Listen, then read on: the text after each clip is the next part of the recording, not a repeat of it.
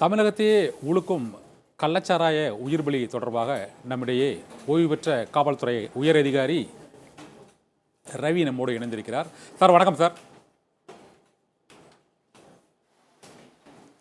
வணக்கம் சொல்லுங்க சார். இது தமிழகத்தையே ஒரு உழுக்கக்கூடிய அந்த ஒரு துயரத்தையும் சோகத்தையும் ஏற்படுத்தக்கூடிய அந்த ஒரு இதுவரை ஒரு 37 பேர் இந்த கள்ளச்சாராயத்தால் உயிரிழந்திருக்கக்கூடிய அந்த சூழ்நிலை ஏற்பட்டிருக்கிறது.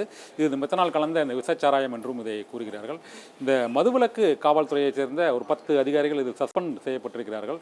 ஆனால் இந்த சம்பவத்திற்கு காவல்துறைக்கு தெரியாமல் இங்கு இந்த விஷச்சாராயம் கள்ளச்சாராயம் விற்பனை என்பது நிகழ்வதற்கு சாத்தியமே இல்லை என்று விமர்சனம் வைக்கப்படுகிறது. தொடர்ச்சியாக இது போன்ற நிகழ்வுகள் கடந்த ஆண்டும் இதே போல ஒரு மே மாதம் மரக்காணம் அருகிலே இதே போல ஒரு விஷச்சாராய உயிர்பலியில் ஒரு 14 பேர் உயிரிழந்தார்கள். இப்போது ஒரு 37 பேர் என்பது இந்த குற்றச்செயல்களை தடுக்க முடியாமல் காவல்துறையால் அந்த செயல்பட முடியாமல் போனதற்கு அது என்ன காரணம் சார்?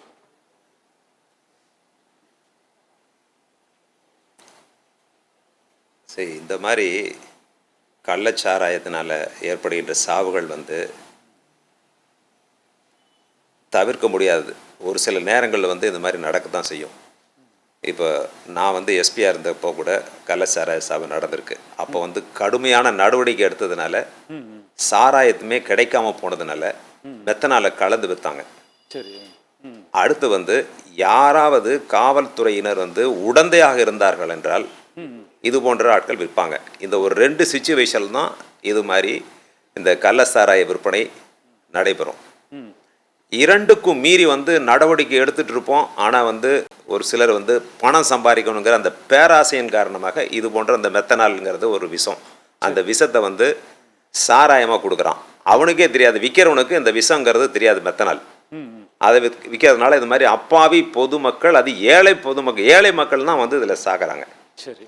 இதை பொறுத்தவரையில் காவல்துறைக்கு தெரிஞ்சுதான் நடந்ததா அல்லது தெரியாமல் நடந்ததா அப்படிங்கிறத நீங்கள் கேட்குறீங்க.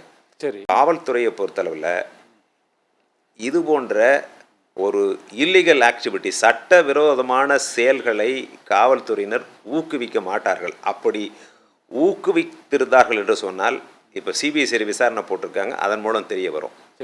இதில் எனக்கு தெரிஞ்ச அளவில் அந்த கள்ளக்குறிச்சியில் இருக்கிற inspector local inspector, down inspector is a very good officer சொல்கிறாங்க. அது மாதிரி சமை சிங் மீனா ஒரு நல்ல ஆஃபீஸர். அப்படி இருக்கிறப்போ இது நடந்திருக்கு அப்படின்னா இதனுடைய பின்னணி என்ன அப்படிங்கிறத நம்ம தீர விசாரித்து தான் நம்ம பண்ணணும்.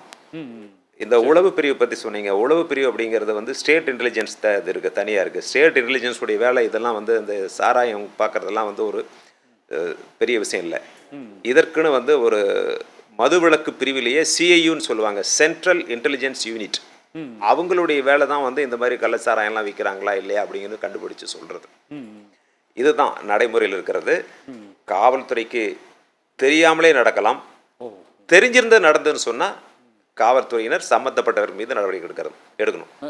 இப்போ ஒரு இடத்துல இது போன்ற ஒரு சட்டவிரோதமான செயல்கள் நடந்ததுன்னு சொன்னால் இது யாருக்கு முதல்ல தெரியும்?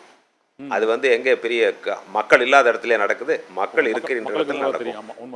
வில்லேஜ் பஞ்சாயத்துனா வில்லேஜ் பஞ்சாயத்து பிரசிடென்ட்டுக்கு தெரியும், அங்கே இருக்கிற வார்டு மெம்பருக்கு தெரியும், அங்கே இருக்கிற வில்லேஜ் அட்மினிஸ்ட்ரேட்டிவ் ஆஃபீஸருக்கு தெரியும்.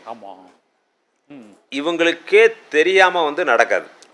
அப்படி நடந்ததுன்னா இவங்களுக்கு தெரிஞ்சிருந்து தான் நடக்கணும். அப்போ முதல்ல யார் நடவடிக்கைக்கு உட்படுத்தப்படணும்னு சொன்னால் கீழே இருக்கிற வில்லேஜ் பஞ்சாயத்து பிரசிடென்ட், அவர் தான்.